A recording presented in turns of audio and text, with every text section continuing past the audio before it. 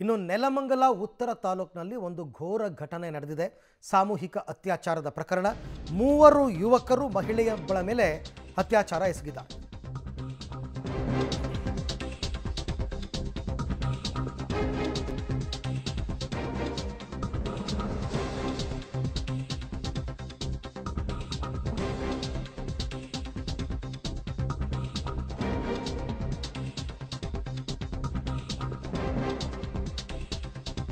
ನೆಲಮಂಗಲದ ಉತ್ತರ ತಾಲೂಕಿನಲ್ಲಿ ಒಂದು ಘೋರ ಘಟನೆ. ಮೂವರು ಯುವಕರಿಂದ ಮಹಿಳೆಯ ಮೇಲೆ ಅತ್ಯಾಚಾರ ಆಗಿರೋದು.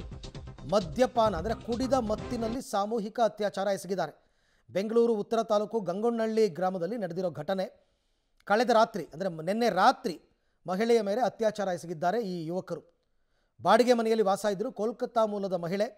ಮನೆಗೆ ನುಗ್ಗಿದ್ದ ಕಾಮುಕರು ಈ ಕೃತ್ಯವನ್ನು ಎಸಗಿದ್ದಾರೆ. ಆನಂತರ ಮಹಿಳೆ ದೂರು ಕೊಟ್ಟಿದ್ದಾರೆ. ಮಾದನಾಯಕನಹಳ್ಳಿ ಠಾಣೆಯಲ್ಲಿ ಪ್ರಕರಣ ದಾಖಲಾಗಿದೆ. ಯುವಕರು ಪರಾರಿಯಾಗಿದ್ದಾರೆ.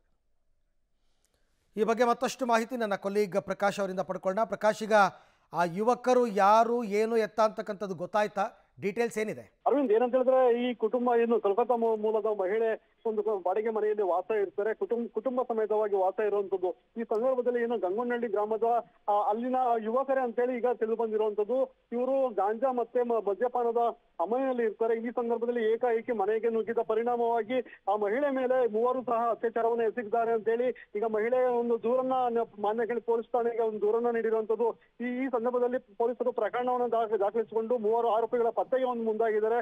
ನಂತರದಲ್ಲಿ ಮಹಿಳೆ ಕೂಡ ಆರೋಗ್ಯ ತಪಾಸಣೆ ಮಾಡಿಸಿ ಆಕೆಗೂ ಕೂಡ ಒಂದು ಮೆಡಿಕಲ್ ಚೆಕಪ್ ಅನ್ನ ಮಾಡಿಸುವ ಬರದಲ್ಲಿ ಈಗ ಪೊಲೀಸರು ಇರುವಂತದ್ದು. ಈಗ ಆರೋಪಿಗಳು ತಲೆಮರೆಸಿಕೊಳ್ಳೋದ್ರಿಂದ ಆರೋಪಿಗಳ ಪತ್ತೆಗೆ ಮಾದನಹಳ್ಳಿ ಪೊಲೀಸರು ಬಲೆಯನ್ನ ಬೀಸಿರುವಂತದ್ದು. Arvind, right, thank you Prakash, ತಮ್ಮ ಎಲ್ಲ ಮಾಹಿತಿಗಾಗಿ ಧನ್ಯವಾದ.